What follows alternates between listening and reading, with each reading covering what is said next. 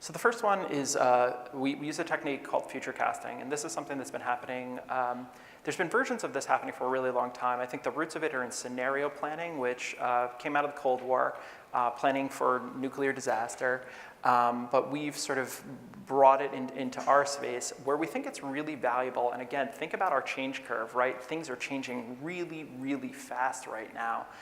So back in the Cold War, or 30 years ago, when the change curve was more gentle, you might have had 5, 10, 15 years before some big change came along.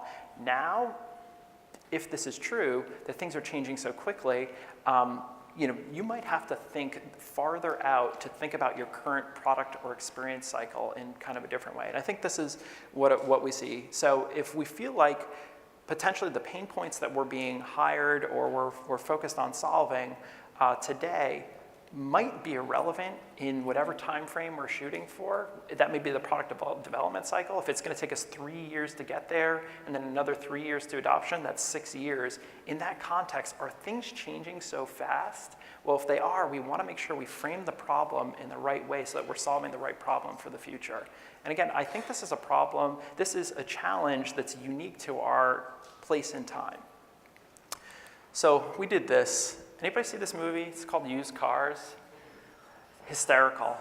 Our client, multi-billion-dollar company, owns lots and lots of businesses, technology businesses, media businesses, financial businesses, et cetera, in the automotive ecosystem. They help people buy and sell and own their cars. They help OEMs, all the OEMs, dealers, peer-to-peer selling. You guys might have an idea of who this is, but their mission is to transform this space. Our target date was 5 to 10 years out. Now, there's been a lot in the news lately about the automotive space and the technology there, et cetera, right? When we got this one in, we were like 5 to 10 years out in automotive, there might be some things changing. What's a different way for us to tackle this problem? So we thought about future casting, and it's just a way of setting the context, setting the frame for the work that we were going to do was going to be sort of tackling the right goals. So what this is, what future casting really tries to do is it tries to create a framework for us to see beyond our biases. These guys at this company have got a media property that's been generating billions of dollars for us. It's hard, when you've got something like that going and you've got to maintain it day in and day out, it's hard to shift gears and start to think about something very different. And future casting enables us to do it. It's a process, looks like this. Step number 1 is define the focus. Think about the competitive pressures or the changing context. Really try to create a lens and a provocation about where you want to shoot for. I've got a really good example for this. Step number 2, do research. Everybody does trend research. We all do comparative research. Sometimes it just goes in a deck. Sometimes we talk about it. Sometimes it's inspiration. Sometimes it just doesn't go anywhere. Same kind of research, but we're going to take it an extra level. We're going to take it an extra step, and then that's the next step, which is creating these worlds and these events around that. So these worlds, think about them. They should be provocational. They should be really differentiated from each other. I assume there's a lot of sci-fi fans out there. I'm definitely one of them. But think about Star Trek, right? That's a world. It's very utopian, right? If you were going to design a starship or a car for Star Trek, it would be very different than the car or spaceship that you would design for Star Wars, which is very dystopian, which is crumbling. Think about it that way. And what we want to do with ourselves and our clients is create these spaces, and those become the backdrop for us to then start to solve problems, and they should be pretty different. Finally, the last piece is once you've created this context, once people have ingested this and really had an opportunity to live in those spaces, let's then start solving problems. Let's not start solving them from where we are today and the biases that we have today and the way that we're seeing the world today. Let's put it out there. The idea here, though, I have to say, is not about predicting the future. It's about taking on an adaptable mindset and making a space where you can make some intelligent bets. So the focus, pretty crisp, right? We're in this space where for 100 years, cars have been the profit concentrator for the automobile industry. Automobile industry it's so big people don't know how big it is, but it's like I've heard 5, 6, 7 to $10 trillion business. I don't know if there's a bigger business. $10 trillion, right? So all of that is geared to making these vehicles that then people buy, and they go through a whole ecosystem to do that. But when you and I buy our car, that funds the whole system. The trick with cars, though, and this is really interesting, this is a stat that came out of this, is passenger vehicles are only used 4% of the time. Only 4% of the time. Are there any other industries out there that have utilization that's that low? This is a prime target for technology disruption. So we think the things that'll do it, potentially services and platforms. So let's talk about an example real quick. Smart car. I love this thing. It's so awesome. Little car made by Daimler, released in Europe. Now it's kind of all around the world, but it's designed for the problems of today, for urban centers, pollution, fuel efficiency, et cetera. It's a great product. Daimler also makes these because it helps them game the system on their carbon requirements. So they can make big cars that suck up a lot of gas, because then they also make these that suck up a little bit of gas. So there's a lot of angles on this. What Daimler also did is they made a service called Cars to Go. It's a car sharing service, kind of like most car sharing services that we have.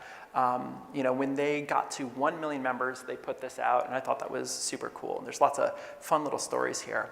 I think what's nice about these two examples, though, is you have your car that's it's a profit concentrator, right? And then you have a service or a platform that does something different, and it gives us a real crisp one-to-one. Let's take a look at what that looks like. So Smart Car took them 18 years to get to 1 million cars. Not too bad in the car world. I don't know if there are any car people out there, but not too bad. Cars to Go in 6 years got to 1 million customers.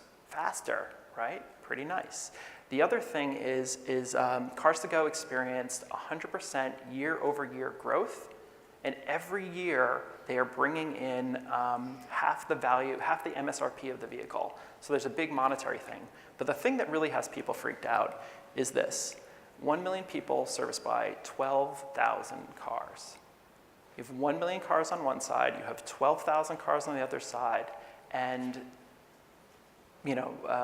same number of customers. So that's got people freaked out. If this gets to scale, $10 trillion, business goes all kinds of sideways. So this is a backdrop that we gave our clients that their entire business is based on selling or facilitating the selling of a volume of vehicles, right? Think about how scary that is for these guys. You don't want to deal with something like that. So I think what we did with future casting is trying to create a safe space where they can start to think about the future of their business, and it's kind of a little bit scary, but in a non-scary way. So what we did, there's a lot of different research methodologies for this. The one that we did is we call STEEP. So STEEP is social, technological, economical, environmental, and political. So before we were talking about sort of macroeconomic issues and how that kind of comes into our realm. This context, by looking kind of broadly at this, considering problem sets from all these angles, is super helpful. So think about your trend research, not just like kind of what Apple and Android are doing, but kind of like what are the regulations around what Apple is doing, et cetera, things like that. So then we take those and we kind of define the driving forces and future states. So we create a lot of these, and this is super duper fun. We take those trends and we will see something like a stat that says, when autonomous driving is fully realized, it will be so much safer. It's going to put the insurance business out of business because there just won't be collisions. A little bit in the future, but kind of conceivable. We imagine a time, though, but what we're also seeing is that legislation for autonomous driving, people talk about that as being a real blocker. So we create these things. They're fake news articles set in a future context. And this one, imagine a PSA, right? Like we've got Mothers Against Drunk Driving. We've got anti-smoking campaigns. Imagine Mothers Against, what did I call this, human driving? Yeah. Imagine that kind of grassroots pressure being applied to drive change. It's not inconceivable. Through a creative act like this, we start to work through our clients that are like, it's never going to happen. The franchise laws in all of the states across the country are too powerful to allow something like this to happen. You start to bring provocations in through this, and then it changes things a little bit. So what we do is we create a lot of these. We work with our clients to go through them, and we say, do you guys think this is likely? Do you think it's unlikely? We really spend a lot of time going through these and embracing them. A little bit of the anatomy on them is you got to have a punchy title. There's a signature paragraph. We talk about whether it's unlikely, and we give it a target date, right? The next thing we do is we create these worlds. And these are less provocative than other ones I've made in the future. It's a world of sharing, an internet of everything. It's converging retail. And then, how much longer? 10? 15. Okay, great. I'll move a little bit faster. So we create those. We get together in a workshop, right? Very immersive, a lot going on. We set up a room this way. We have big posters. We have everything, different tables for people to go through. And then what we do is we start with today, and we draw paths to the future, and we start to drop these events on them. It's a process that we go through that the folks then start to ingest all of these things, all of these events, and getting into the worlds. Then what we do is we do sets of worksheets to help us ideate in them. And these aren't really super different than many of the worksheets that we do either for UI or for product, et cetera. We've just set a different context for the space that we're designing for.